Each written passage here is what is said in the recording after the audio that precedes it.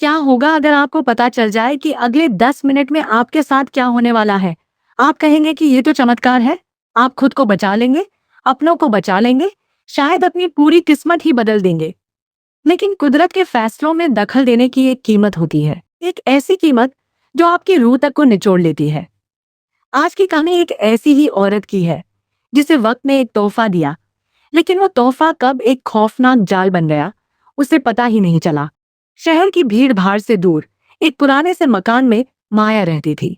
माया एक single mother थी, जिसकी पूरी दुनिया उसका 7 साल का बेटा आर्यन था। माया की जिंदगी में खुशियां कम और जद्दोजहद ज्यादा थी। एक दिन ऑफिस से लौटते वक्त उसकी नजर रास्ते के किनारे एक पुरानी एंटीक दुकान पर पड़ी।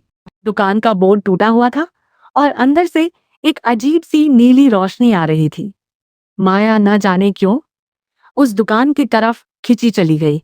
अंदर धूल से भरी अलमारियों के बीच एक काउंटर पर एक अजीब सी घड़ी रखी थी। वो कोई आम घड़ी नहीं थी। उसका डायल पीतल का था और सुइयां सोने की तरह चमक रही थी। लेकिन सबसे अजीब थी उसकी तीसरी सुई, जो उल्टी दिशा में घूम रही थी। बुजुर्ग दुकानदार ने माया की तरफ देखा और कहा कि ये घड़ी समय नहीं बताती, बल्कि समय दिखाती है, अगले 10 मिनट में होने वाला सच। माया को लगा कि वो बूढ़ा पागल है। उसने बस शौक में घड़ी खरीदी और घर आ गई। उसे अंदाजा भी नहीं था कि आज रात उसकी जिंदगी हमेशा के लिए बदलने वाली है। रात के 9 बजे थे। आर्यन अपने कमरे में खेल रहा था और माया किचन में खाना बना रही थी। तभी अचानक उसकी कलाई पर बंधी उस पुरानी घड़ी में एक जोरदार कंपन हुआ। जैसे ही माया ने घड़ी के कांच की तरफ देखा, उसकी चीख निकल गई। घड़ी के अंदर कोई समय नहीं था, बल्कि एक साफ वीडियो चल रहा था। उसने देखा कि ठीक 10 मिनट बाद किचन का गैस पाइप फट जाता है और पूरी रसोई आग के गोले में बदल जाती है। आग की लपटें आर्यन के कमरे तक पहुंच जाती है। माया के पसीने छूटने लगे। घड़ी दिखा रही थी कि धमाका ठीक 9:12 पर होगा। माया पागलों की तरह रसोई की तरफ दौड़ी। उसने देखा कि एक चूहे ने पाइप को कुतर दिया था और गैस धीरे धीरे लीक हो रही थी।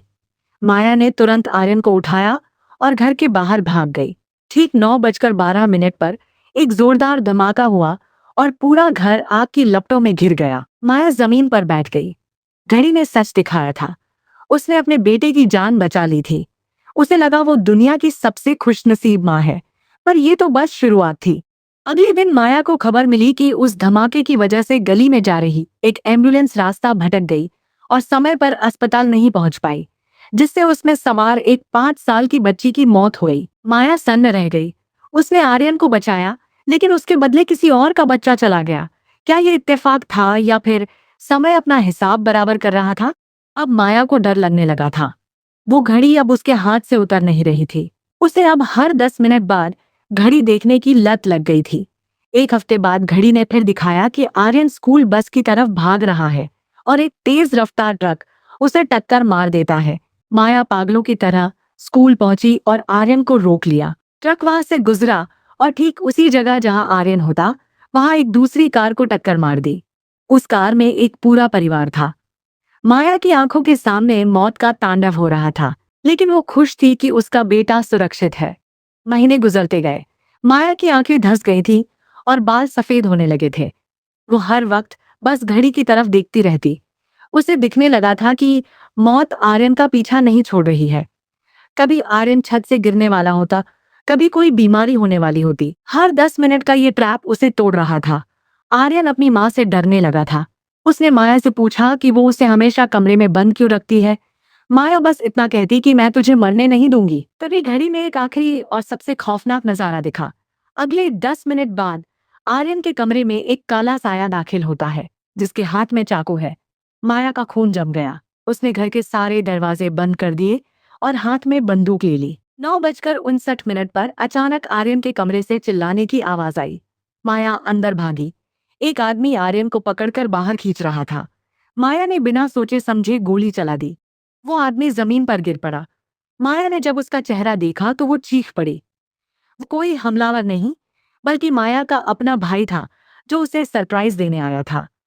आर्यन खिड़की से गिरने वाला था और उसका भाई उसे बचा रहा था। घड़ी ने दिखाया था कि आर्यन पर हमला होगा, लेकिन ये नहीं दिखाया था कि वो हमलावर माया खुद होगी।